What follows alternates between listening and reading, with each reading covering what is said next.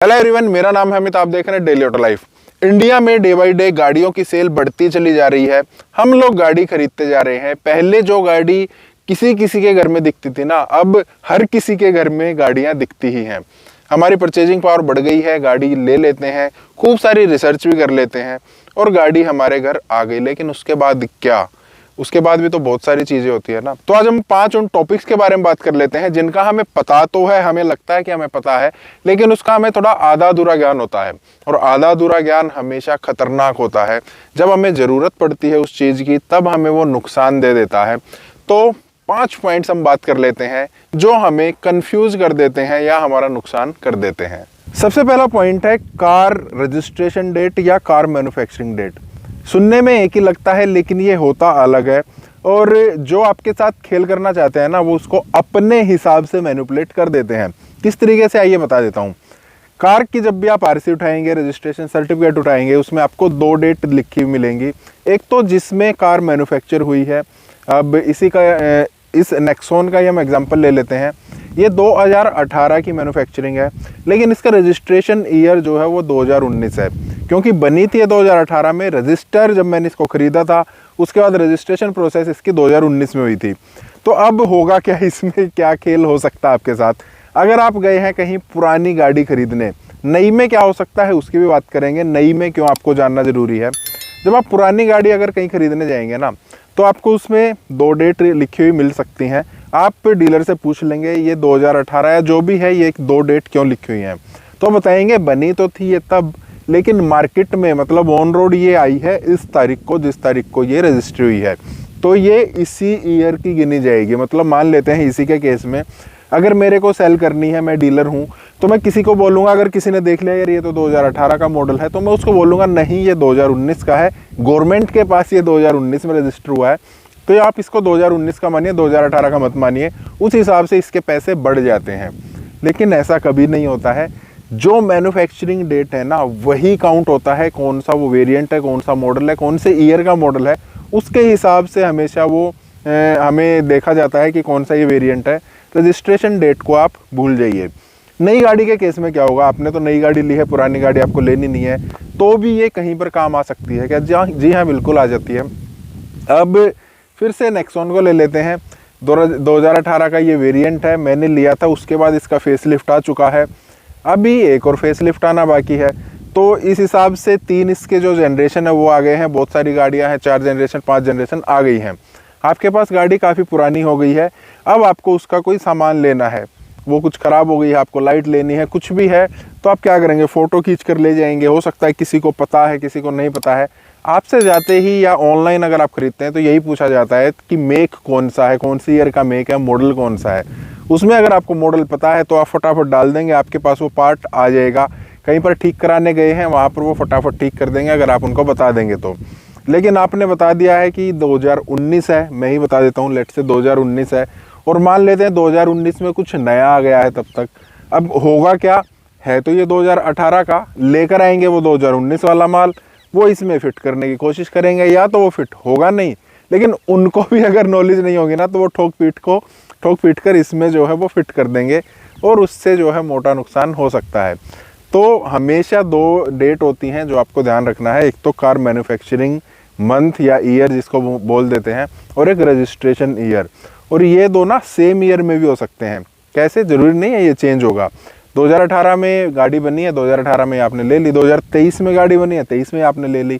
लेकिन उसमें भी आपको ध्यान रखना पड़ेगा, क्योंकि बहुत बार उसी साल में मॉडल्स चेंज भी हो जाते हैं। सेकंड पॉइंट है हमारा चेसी नंबर। जी हाँ, आपको गाड़ी का चेसी नंबर पता होना चाहिए, कहाँ पर है। आपको याद नहीं रखना है, आपको ये पता होना चाहिए कहाँ पर है। अब आपको दिखा देता हूँ, ज़्यादातर केस में आपको कहाँ पर मिलेगा। आपने ड्राइवर साइड का जो दरवाज़ा खोला है ना, तो यहाँ पर आपको ये दिख रहा होगा, ये हल्का हल्का गुदा हुआ, यहाँ पर आपको चेसी नंबर आपकी गाड़ी का मिल जाएगा। बहुत सारी जगह पर बोनट के अंदर जो इंजन कंपार्टमेंट होता है ना, उसमें भी आपको मिल जाएगा। अब ये कहाँ पर काम आएगा, आपको ना तो ये याद रखना है, वैसे आपको ये आपकी आरसी में भी मिल जाएगा, लेकिन गाड़ी पर ही क्यों पता होना चाहिए कहाँ पर काम आता है, वो बता देता हूँ। अब देखिए, हम इंश्योरेंस वगैरह जो है ना, वो ऑनलाइन काफ़ी लेना शुरू कर दिया हमने। और बहुत सारी जगह पर कंपनीज बोलती हैं अगर आप क्लेम फाइल कर रहे हैं या क्लेम ले रहे हैं तो बोलते हैं आप ऑनलाइन ही जो है जितने भी डॉक्यूमेंट है वो सबमिट कर दीजिए और साथ में अपनी गाड़ी का जो चैसी नंबर है उसका एक फ़ोटो क्लिक कर दीजिए, एक वीडियो बनाकर भेज दीजिए। इन दैट केस आप क्या करते हैं, अब आपने ढूंढना शुरू कर दिया कहाँ पर है गाड़ी का चैसी नंबर, कहाँ पर है गाड़ी का चैसी नंबर, कैसे ढूंढे, कहाँ ढूंढे। फिर आप घूमने लग जाते हैं गाड़ी में, यार मेरे को तो पता नहीं है, किसी के पास जाते हैं। सिर्फ मैंने बहुत सारे लोगों को देखा, ये कहने की बात नहीं है, वो सिर्फ इसीलिए किसी के पास चले जाते हैं अपने डॉक्यूमेंटेशन कराने के लिए कि उनको पता ही नहीं है कि हमारी गाड़ी का चैसी नंबर वगैरह कहाँ पर है। उस चीज़ के वो सिर्फ एक फाइल बनाने का मतलब चैसी नंबर ढूंढने के ही 1000 रुपये आपसे ले लेते हैं। तो आप चैसी नंबर का आपको पता होना चाहिए कहाँ पर है, और अगर आप चैसी नंबर को पढ़ेंगे ना तो बहुत सारी डिटेल्स जो है आपको गाड़ी आपको दे देती है। चैसी नंबर को किस तरीके से पढ़ा जाता है, कौन सा नंबर क्या डिनोट करता है, वो आप ऑनलाइन कहीं भी ढूंढ सकते हैं, आपको पता लग जाएगा। फिर थर्ड पॉइंट है टायर प्रेशर। बहुत ही कम लोग जो है इस चीज़ पर ध्यान देते हैं और बहुत ही कम लोग मानते हैं कि ये कुछ इम्पोर्टेंट होगा या नहीं होगा, लेकिन बहुत ही ज़्यादा इम्पोर्टेंट है। किस केस में, अभी आपको एक चीज़ बता देता हूँ क्यों आपको पता होना चाहिए। टायर साइज़ आप देख रहे हैं 215/60R16, टाटा नेक्सॉन है 215/60R16 का इसमें टायर लगा हुआ है। अब ये क्या रिकमेंड करती है, सबसे पहले तो आप जब भी दरवाज़ा खोलेंगे ना आपकी ड्राइवर साइड का, आपकी गाड़ी का रिकमेंडेड टायर प्रेशर क्या है वो आपको यहाँ पर एक स्लिप लिखी हुई दिखेगी। इस पर आपको लिखा है फ्रंट में 30, रियर में 30। तो आपको अपनी गाड़ी का देखना है, ये हमेशा किसी दूसरे की गाड़ी का नहीं देखना है। दूसरे गाड़ी का मतलब मेरे पास टाटा नेक्सॉन है तो मेरे को पर्टिकुलर इसी टाटा नेक्सॉन का देखना है, किसी और के पास भी टाटा नेक्सॉन हो सकती है। मुझे उस टाटा नेक्सॉन को देखकर अपनी गाड़ी का एयर प्रेशर कभी भी डिसाइड नहीं करना है। क्यों? क्योंकि हर एक वेरिएंट, हर एक मॉडल जो है वो अलग आपको टायर प्रेशर देता है। सेम अभी मैंने आपको दिखाया था ना इसका जो टायर साइज़ है, सेम हमें ऐसा नहीं देखना कि यार उस गाड़ी में भी यही टायर साइज़ लिखा हुआ है, उन्होंने तो 40 बोला है मैं भी 40 डाल लेता हूँ, ये भी कभी नहीं करना है। सेम टायर साइज़ हमें ब्रेजा में भी मिलता है, उसका रिकमेंडेड टायर प्रेशर कंपनी ने लिखा हुआ है 40 PSI। सेम टायर प्रेशर के लिए टाटा ने लिखा हुआ है 30 PSI। और टाटा नेक्सॉन के जो और वेरिएंट है ना उनमें आपको 32 भी रिकमेंडेड मिल जाता है। वो किस वजह से होता है, क्योंकि हर एक वेरिएंट का, हर एक मॉडल का, हर एक कंपनी का अपना एक अलग सेटअप होता है, हर एक गाड़ी का अलग वजन होता है, हर एक गाड़ी का अलग सस्पेंशन सिस्टम होता है। तो उसके हिसाब से कंपनी डिसाइड करती हैं कौन से वेरिएंट में आगे वाले और पीछे वाले टायर में कितना एयर प्रेशर होना ज़रूरी है। वो आपको ड्राइवर साइड में यहाँ पर मिल जाएगा, उतना ही आपको रखना है।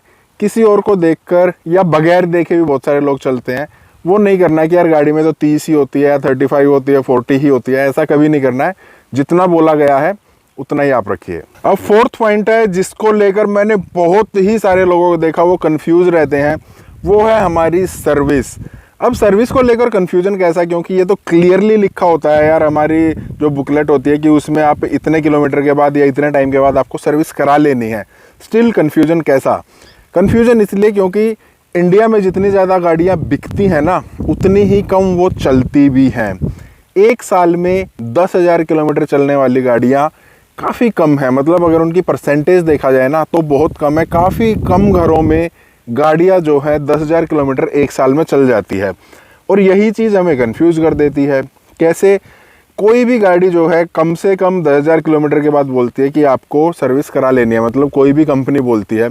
टाटा तो बोल देती है 15,000 किलोमीटर पर, तो यहाँ पर और भी ज़्यादा जो है कन्फ्यूजन हो जाती है। वो किस वजह से?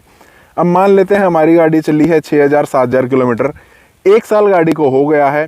अब हमारे मन में ये रहता है यार गाड़ी तो पूरी चली नहीं है, तो क्यों ना थोड़ा सा और डिले कर देते हैं इसकी सर्विस को लेकर।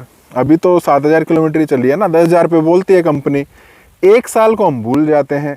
कंपनी यही तो बोलती है ना, या तो आप एक साल में करा लीजिए, या अगर 10,000 किलोमीटर या 15,000 किलोमीटर पहले हो गए हैं तो आप पहले करा लीजिए। लेकिन हम अपने मन की शांति के लिए, क्योंकि हमारे पैसे भी तो लगते हैं ना, उसके लिए हम सोच लेते हैं यार 7,000 ही तो चलिए, चलो 10,000 पे करा लेंगे, कोई बात नहीं, क्या फ़र्क पड़ता है। तो ऐसा मत करो यार, ये सब ना कहने में अच्छा लगता है, करने में बहुत ही बेकार हो जाएगा आपकी गाड़ी के लिए। क्यों? क्योंकि जैसे ही आपकी गाड़ी में आज इंजन ऑयल डला है, आज इसकी सर्विस हो गई है, उसके बाद आपने गाड़ी स्टार्ट की है, आपने चलाना शुरू किया है, इंजन ऑयल गर्म हुआ है, आज से ही उसका डिग्रेडेशन शुरू हो जाता है। अब 1 साल में वो डिग्रेड हो जाएगा, जितनी बार भी वो चलता है, गर्म होता है, ठंडा होता है। तो आज अगर वो चल पड़ा है ना, तो 1 साल आप मान लीजिए, अब उसका टाइम 1 साल का ही है। आप चाहे गाड़ी कितनी भी चलाइए, अगर आपने जितने किलोमीटर पर कंपनी ने बोला है उतना किलोमीटर जल्दी चला दिया है, लेट से 3 महीने में चला दिया है, तो आपको 3 महीने में चेंज कराना है। लेकिन अगर आप 1 साल में भी उसको नहीं चला पाए ना, तो भी आपको 1 साल में सर्विस करा लेनी है। हाँ, ज़्यादा धूल भरे इलाके में या ज़्यादा पोल्यूशन वाले इलाके में नहीं चलते हैं, ज़्यादा किलोमीटर आपकी गाड़ी नहीं चली है, ज़्यादा स्ट्रेन नहीं पड़ा है, तो आप 1-2 महीना ऊपर नीचे कर सकते हैं। लेकिन ऐसा नहीं करना है कि आप 5-6 महीना ऊपर कर रहे हैं और फिर आप बोले यार हमारी गाड़ी जो है ना वो अच्छी भी नहीं चल रही है, एवरेज भी कम दे रही है, परफॉर्मेंस भी बेकार है। और 5th पॉइंट हमारा रहता है इंस्ट्रूमेंट क्लस्टर में आने वाली लाइटें। हालांकि गाड़ी आजकल इतनी अच्छी हो गई है कि वो जितनी भी वार्निंग लाइट है ना बहुत ही कम आती हैं, लेकिन जब कभी वो आ जाती हैं तो हमारी सांसें फूल जाती हैं। क्यों? हमने उनको जनरली देखा नहीं होता है। अचानक से लाइट्स आ गई तो अब क्या करे, वो हमें परेशान कर देती है। तो आपको लाइट्स का ना पता होना चाहिए, यहाँ पर आपकी गाड़ी में कौन सी लाइट्स आती हैं, कौन सी लाइट किस काम के लिए होती है, कौन सी लाइट इसमें खतरनाक है, कौन सी लाइट में आप काम चला सकते हैं। अब जैसे डिफरेंट टाइप की लाइट्स फिलहाल भी हमें दिख रही है। इसमें ये वाली हमारी हैंड ब्रेक की है, हैंड ब्रेक अगर मैं हटा दूंगा तो ये लाइट चली जाएगी। DRL की ये लाइट है। तो इसमें आपको ना खतरनाक वाली लाइट कौन सी है वो मैं आपको एक बार बता देता हूँ। खतरनाक वाली है बहुत ज़्यादा, तो एक तो ये है जो टेम्परेचर वाली लाइट आप देख रहे हैं ना, अगर आप कभी भी गाड़ी चला रहे हैं, टेम्परेचर की लाइट ऑन हो जाती है और साथ में आपको जो टेम्परेचर है ये भी हाई पर चला जाता है, तो आपको गाड़ी तुरंत रोक देनी है। इसका मतलब है आपका इंजन कंपार्टमेंट जो है वो ज़्यादा गर्म हो गया है। अब भी आप लगातार चलते रहेंगे तो इंजन सीज भी हो सकता है, और ज़रूरी नहीं है वो ऐसा ही हो, क्योंकि गाड़ियों में सेंसर भी होते हैं। हो सकता है वो सेंसर की प्रॉब्लम भी हो, लेकिन वो पता तभी लगेगा जब आप उसको चेक करेंगे। तो आपको अपना इंस्ट्रूमेंट मतलब आपको बुकलेट उठानी है, देखना है गाड़ी में कौन सी लाइट किस वजह से होती है, क्या उसका इफेक्ट होता है, कौन सी खतरनाक है, कौन सी में हम थोड़ा बहुत काम चला सकते हैं कि गाड़ी चलाकर हम सर्विस स्टेशन तक ले जाएं, वो आपको बड़ी परेशानी से बचा सकती है। तो अगर आपके पास गाड़ी है या आप गाड़ी लेना चाहते हैं तो आपको ये 5 बातों का ध्यान रखना बहुत ही ज़्यादा ज़रूरी है। बहुत सारी परेशानी से आप बच जाएंगे। इसमें कुछ ऐड करना चाहते हैं तो आप कमेंट बॉक्स में बता सकते हैं। इस टाइप के और वीडियोज़ के लिए आपको इस वीडियो को लाइक करना, चैनल को सब्सक्राइब करना। मिलते हैं नेक्स्ट वीडियो में। Thank you, bye bye.